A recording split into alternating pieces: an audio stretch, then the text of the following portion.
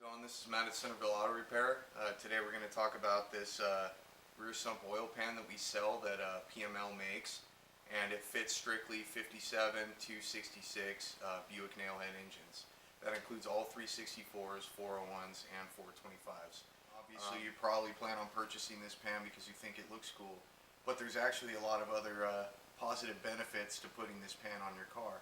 For one, aluminum breathes a whole lot better than sheet metal does, so your oil temperature will remain cooler, and your engine block will disperse heat a lot easier.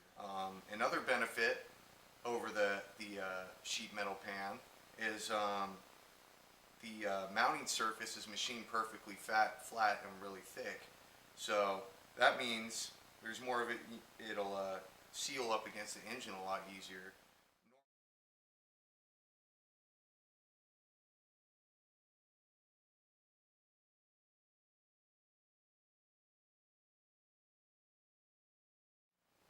For the sake of ease in making this video, I've already disassembled the pan from this 47 Ford hot rod. It's got a 65 401 in it. It's got a factory style aluminum oil pump in it, and I'm, in other words, converting it from a center sump. So to do that, I will need this rear sump conversion pickup tube that I will show you in a minute. I've removed the old one already. It comes with its own nice hardware, Allen bolts. We're going to take a towel, remove any oil residue that's still on there. You really don't need any kind of a Loctite originally. It just mounted straight on dry.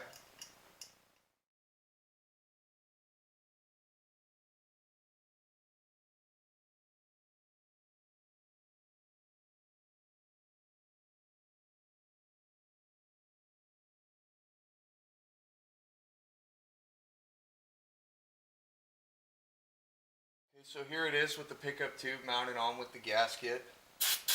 Removing any excess oil. I've already scraped any gasket material left on the engine with a razor blade. So everything is perfectly clean and smooth, and dry and free of any oil and contamination. We're ready. This pan comes with special Allen bolts and washers that are longer than the original pan bolts to accommodate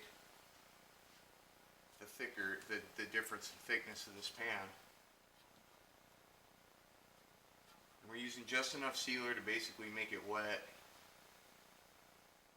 If you're assembling the engine for the first time right now when you're applying this, be sure to take a razor blade and trim off excess gasket material from your timing cover gasket, as well as make sure that your rear main side seals are flush with the block.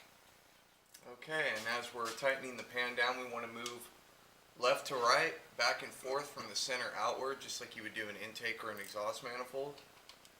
If you're looking for the torque specs, we have that information at www.nailheadbuick.com.